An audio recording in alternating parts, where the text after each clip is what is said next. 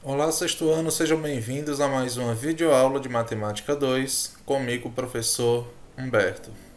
Na videoaula de hoje, nós faremos a correção da atividade da página 141 e 142 do módulo de vocês. Então, módulo na mão e vamos iniciar nossa correção. Na primeira questão, temos aí o seguinte: em seu caderno, escreva um algoritmo com algumas atividades que você executa todos os dias, como tomar banho ou almoçar. Depois represente-o por meio de um fluxograma. Vocês vão lembrar que na explicação da aula anterior, nós tínhamos um fluxograma para escovar os dentes, que é uma atividade diária.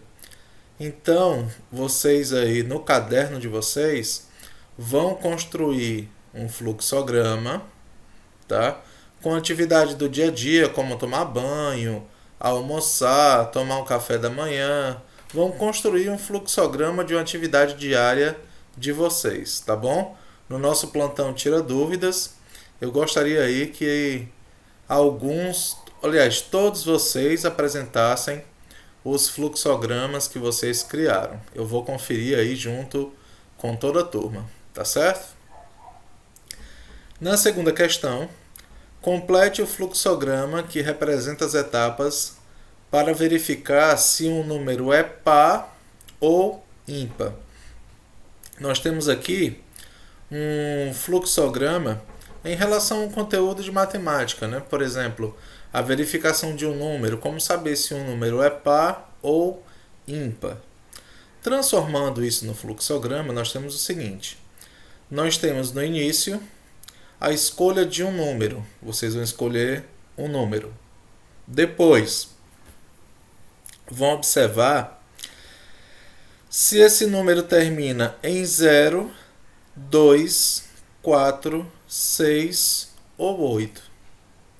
Se o número terminar em algum desses algarismos, se a resposta for sim, então esse número é par. Acabou o nosso problema. Se ele não termina em nenhum desses valores, 0, 2, 4, 6 ou 8, então ele é um número ímpar. Também acabou a classificação desse número, tá? Então observe que é um fluxograma simples de uma atividade matemática simples, que é verificar se um número natural é par ou ímpar. Tá ok? Na terceira questão, é comum as empresas usarem um diagrama para representar a sua estrutura hierárquica. É o que chamamos de organograma. Cada retângulo apresenta um cargo dessa empresa e a direção da seta indica a ordem da hierarquia. No organograma baixo, por exemplo, o vice-diretor é subordinado ao diretor, exatamente porque ele está abaixo do diretor.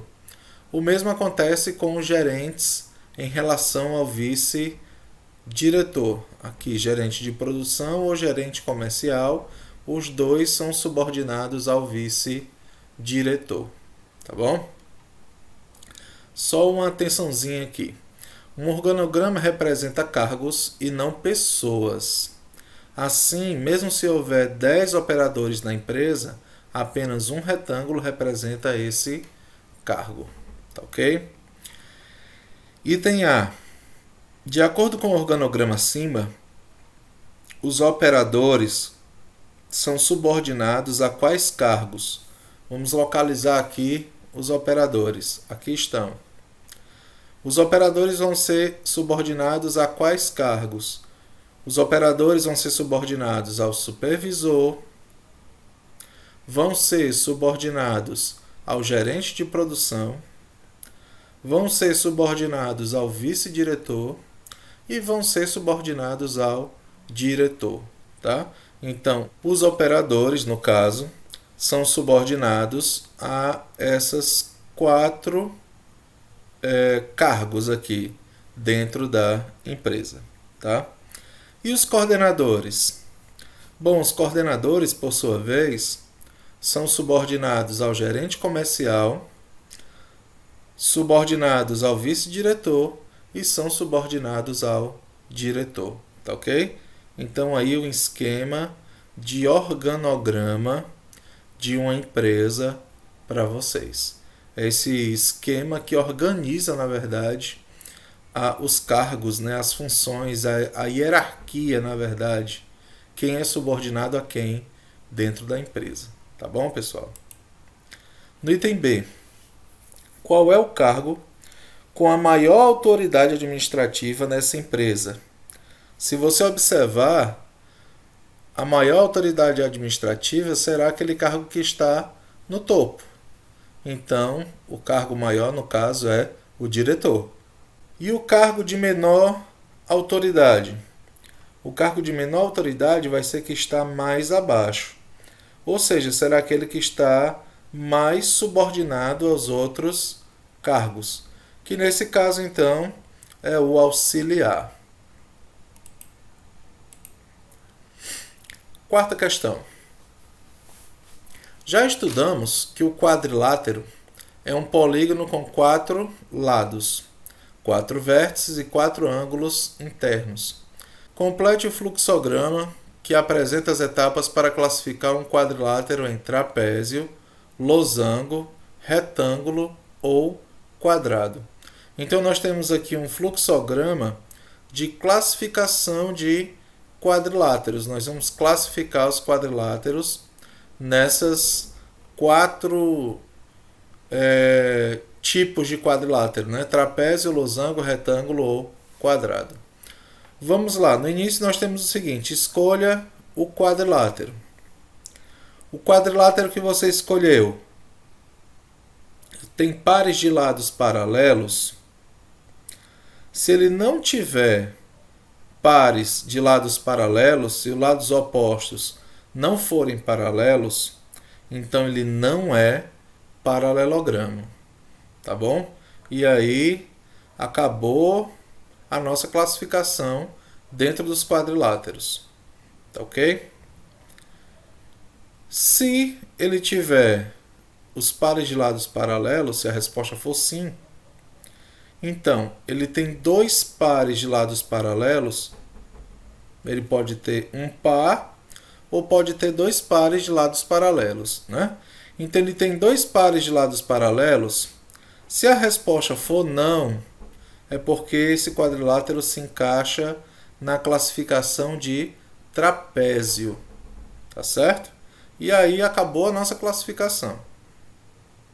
Se ele tiver 2 pares de lados paralelos, se a resposta for sim, então você vai ter que verificar se ele tem 4 ângulos internos retos. Se ele tiver 4 ângulos internos retos, tá ok?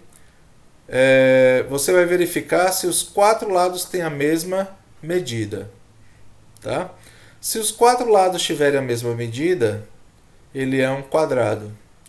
Se os 4 lados não tiverem a mesma medida, ele é um retângulo. E se ele não tiver os 4 ângulos internos retos, então ele é classificado como losango. Tá ok, turma? Então vamos lá, repetindo.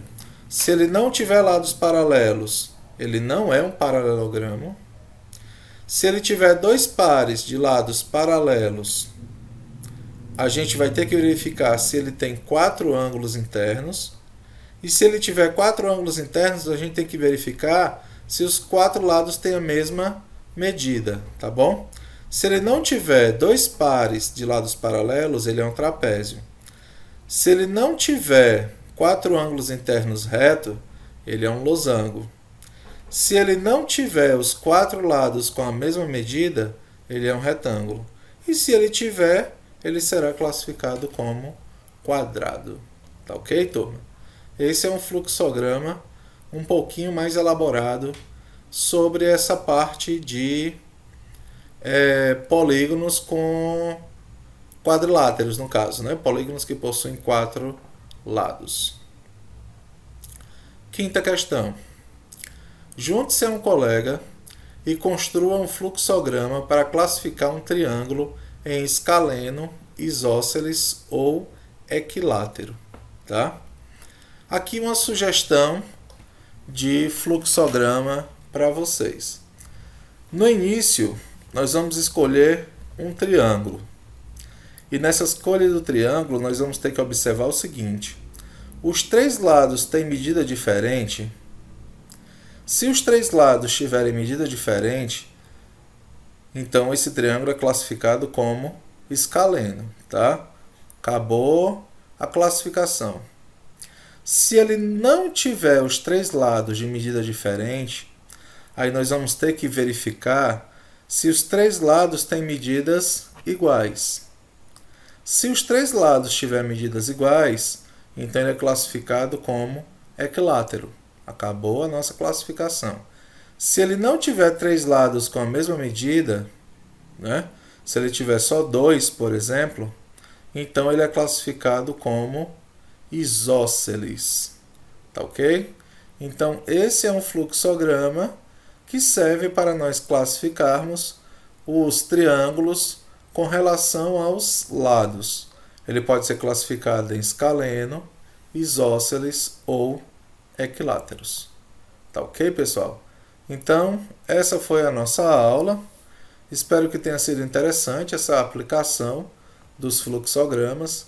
Eu vou esperar para vocês apresentarem os fluxogramas de vocês com relação à primeira questão lá no nosso plantão Tira Dúvidas, tá bom?